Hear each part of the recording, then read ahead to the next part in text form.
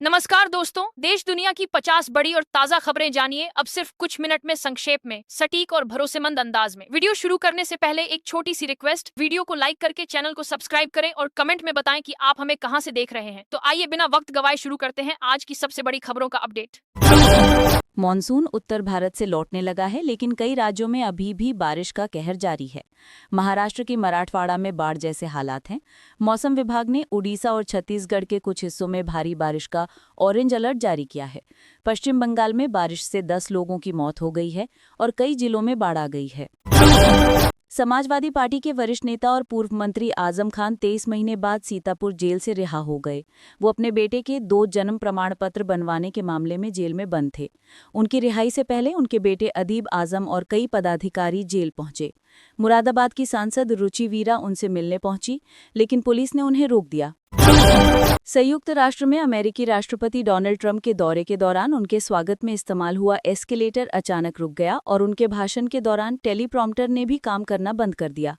Trump ने इसे हल्के में लिया, लेकिन व्हाइट हाउस ने जांच की मांग की है, क्योंकि उन्हें साजिश का संदेह है। यूएन ने तकनीकी खराबी बताई और जिम्मेदारी से इनकार किया। इटली की प्रधानमंत्री जॉर्जिया मेलोनी ने कहा कि भारत दुनिया भर में चल रहे युद्धों को समाप्त करने में महत्वपूर्ण भूमिका निभा सकता है। संयुक्त राष्ट्र महासभा में मेलोनी ने भारत की वैश्विक भूमिका की सराहना की।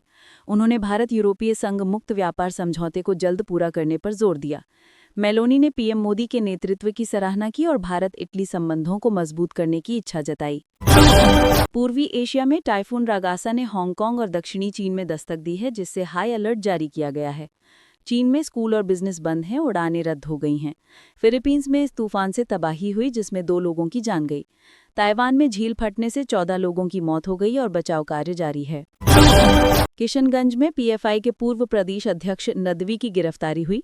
वो 6 महीने से शिक्षक बनकर सीमांचल में संगठन का विस्तार कर रहा था और लोगों को मुस्लिम राष्ट्र बनाने के लिए प्रेरित कर रहा था।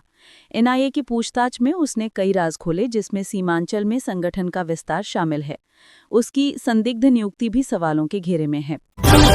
उत्तर प्रदेश विधान परिषद के 5 स्नातक और 6 शिक्षक निर्वाचन क्षेत्रों के सदस्यों का कार्यकाल अगले साल दिसंबर में समाप्त हो रहा है। चुनाव की तैयारियों के लिए मतदाता सूची का पुनरीक्षण 30 सितंबर से शुरू होगा। अंतिम प्रकाशन 30 दिसंबर को होगा। पहली बार ऑनलाइन आवेदन की सुविधा मिलेगी, जो 6 नवंबर से शुरू होगी। मतदाता बनने के लिए राष्ट्रपति द्रौपदी मुर्मू के मथुरा दौरे को लेकर सुरक्षा व्यवस्था कड़ी कर दी गई है। पुलिस महानिदेशक और अपर मुख्य सचिव ने श्री कृष्ण जन्मभूमि बांके बिहारी मंदिर समेत विभिन्न स्थलों का निरीक्षण किया। सुरक्षा व्यवस्था और तैयारियों पर संतोष जताया गया। राष्ट्रपति 25 सितंबर को मथुरा आएंगी और विभिन्न मंदिरों में दर्शन करेंगी। सुदामा कुटी में भजन कुटी का लोकार्पण करेंगी। देहरादून में छात्र संघ चुनाव के चलते छात्र नेताओं ने बाइक रैली निकाली। रैली के दौरान कुछ छात्रों ने एसएसपी के बंगले के बाहर पटाखे फोड़े, जिस पर एसएसपी ने तत्काल कार्रवाई की।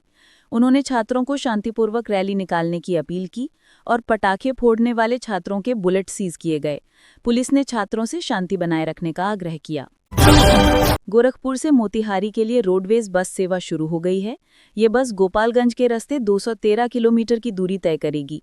गोरखपुर स्टेशन से सुबह 8 बजे रवाना होकर दोपहर 1 बजे मोतिहारी पहुंचेगी। वापसी में मोतिहारी से 2 बजे चलकर रात 7 बजे गोरखपुर पहुंचेगी। गोरखपुर से मोतिहारी का किराया 332 रुपये निर्धारित है। इससे यात्रियों को सुविधा मिलेगी। दिल्ली में 23 सितंबर को हुए राष्ट्रीय फिल्म पुरस्कार समारोह में साउथ सिनेमा के सुपरस्टार मोहन लाल को उनके कंट्रीब्यूशन के लिए दादा साहेब फाल्के अवार्ड से सम्मानित किया गया। इस खास मौके पर दिल्ली के विज्ञान भवन में मौजूद सभी लोगों ने स्टैंडिंग ओवेशन के साथ उन्हें सम्मान दिया। इस वर्ष सीआर पार्क दुर्गा पूजा पंडाल जैसलमेर के गोल्डन फोर्ट की थीम पर आधारित है। पंडाल रेतीले पत्थरों और राजस्थानी वास्तुकला से सजेगा। समिति अपनी 50वीं वर्षगांठ मना रही है, इसलिए ये आयोजन विशेष है। पंडाल प्लास्टिक मुक्त होगा और माता की 18 फीट ऊंची मूर्ति स्थापित की जाएगी, जो बंगाली संस्कृति को दर्शाएगी। सांस्कृतिक कार्यक्रम भी आयोजित होंगे। गुमला के बिशुनपुर थाना क्षेत्र के जालिम गांव के जंगल में झारखंड जनमुक्ति परिषद यानी जेजेएम और पुलिस बल के बीच मुठभेड़ हुई। पुलिस बलों ने 3 उग्रवादियों को मार गिराया है। एसपी हारिस बिन जमान के नेतृत्व में पुलिस बल ने इलाके को घेर लिया है। सुरक्षा बलों ने जालिम जंगल को चारों ओर से घेरते हुए रास्तों पर आवागमन रोक दिया है। गोरखपुर में हेल्थ इंश्योरेंस क्लेम में बड़े फर्जीवाड़े का खुलासा हुआ है। पुलिस पूरे नेटवर्क को खंगाल रही है। बीमा कंपनियों ने संदिग्ध मरीजों की सूची दी है। जांच में उमाम और पुष्पांजलि अस्पताल के संचालक फरार हैं। डिसेंट हॉस्पिटल के कंप्यूटर से फर्जी क्लेम के दस्तावेज बरामद हुए हैं। साइबर सेल ने डिलीट की गई फाइलें रिकवर की हैं, जिससे पता चलता है कि ये संगठित गिरोह का काम है। आगरा के ज्वेलरी बाजार में त्योहारों की रौनक बढ़ गई है। सोने के दाम बढ़ने के बावजूद साहालग और त्योहारों के लिए लोग जमकर खरीदारी कर रहे हैं। युवाओं को पोल्की, कुंदन और डायमंड ज्वेलरी खूब पसंद आ रही है। तनिष्क, लक्ष्मण दास ज्वेलर्स और आभूषण ज्वेलर्स ने नई कलेक्शन पेश किए हैं जो ग्राहकों को आकर्षित कर रहे हैं। रोज गोल्ड की भी खूब मांग है। मधुपुर में HDFC बैंक डकैती की जांच में पुलिस के लिए बुर्के वाला अपराधी एक बड़ी पहेली बन गया है। पुलिस का मानना है कि उसने अपनी पहचान छुपाने के लिए बुर्का पहना था, जिससे उसका लोकल कनेक्शन होने का संदेह है। पुलिस ने बाइक और भाषा के सुरागों के आधार पर बिहार तक जांच बढ़ा दी है। CCTV फुटेज से भी पुलिस को बड़ी मदद मिली है। उत्तराखंड अधीनस्थ सेवा चयन आयोग UK SSSC पेपर लीक मामले में मुख्य आरोपी खालिद मलिक के घर बिजली चोरी का मामला सामने आया है। ऊर्जा निगम ने खालिद के पिता के खिलाफ मुकदमा दर्ज किया है। जांच में पाया गया कि घर में अवैध कनेक्शन से बिजली का उपयोग हो रहा था। स्कूल प्रबंधन ने पेपर लीक मामले में किसी भी लापरवाही से इनकार किया है। छात्र संघ के एक प्रतिनिधि मंडल ने सचिव मुख्यमंत्री शैलेश बगौली से मुलाकात कर UK SSSC परीक्षा का परिणाम जल्द जारी करने का अनुरोध किया। छात्रों ने परीक्षा को निष्पक्ष बताया और कहा कि परिणाम रद्द होने से उनकी वर्षों की मेहनत बेकार हो जाएगी। उन्होंने परीक्षा में पारदर्शिता का दावा किया और परिणाम जारी करने की मांग की। सचिव मुख्यमंत्री ने आवश्यक कार्यवाही का आश्वासन दिया। संयुक्त राष्ट्र मानवाधिकार परिषद में भारत ने पाकिस्तान की कड़ी आलोचना की। उस पर निराधार और भड़काऊ बयानों से मंच का दुरुपयोग करने का आरोप लगाया। क्षितिज त्यागी ने कहा कि पाकिस्तान को भारत की जमीन पर कब्जा करने की कोशिश छोड़ने और अपनी अर्थव्यवस्था बचाने पर ध्यान देना चाहिए। उन्होंने पाकिस्तान पर आतंकवाद को बढ़ावा देने और मानवाधिकारों का उल्लंघन करने का भी आरोप लगाया। तिरुपति मंदिर में भक्तों की भीड़ को मैनेज करने के लिए अब मंदिर प्रशासन ने AI की मदद लेने का फैसला किया है। आंध्र प्रदेश के मुख्यमंत्री N चंद्रबाबू नायडू तिरुमाला तिरुपति मंदिर में एक नए अत्याधुनिक artificial intelligence integrated command control centre ICC का उद्घाटन करेंगे। इस AI प्रणाली की मदद से श्रद्धालुओं के प्रवाह को अधिक कुशलतापूर्वक प्रबंधित करने में मदद मिलेगी।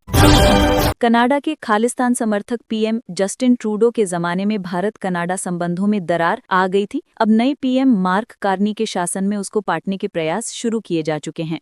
कनाडा में खालिस्तानी आतंकी इंद्रजीत सिंह गोसाल की गिरफ्तारी इस बात का स्पष्ट संकेत है कि जांच एजेंसियों ने सिख फॉर जस्टिस के खिलाफ कार्यवाही शुरू कर दी है।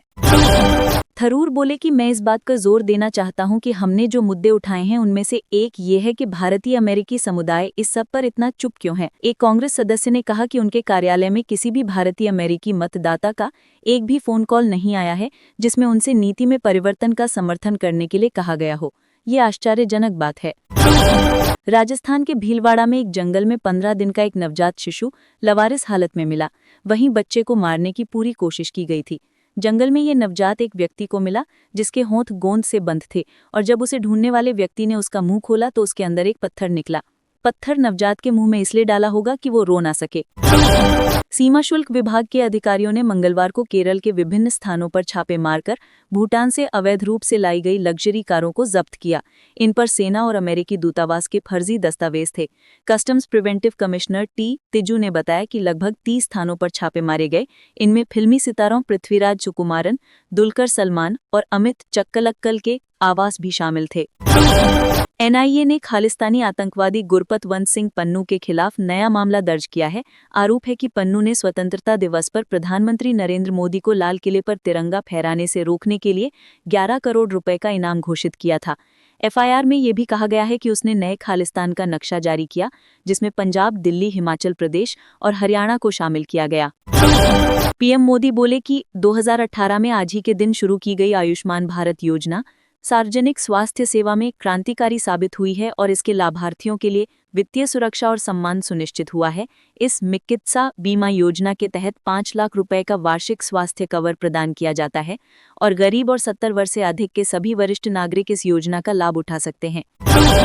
चीफ जस्टिस BR गवई ने कहा कि बुलडोजर कार्यवाही पर दिए फैसले से उन्हें बहुत संतुष्टि मिली क्योंकि ये मानवीय समस्याओं से जुड़ा हुआ था। इसके साथ ही जस्टिस गवई और जस्टिस KV विश्वनाथन ने 13 नवंबर 2024 को बुलडोजर न्याय की तुलना एक अराजक स्थिति से की थी और देश भर के लिए दिशा निर्देश तय किए थे।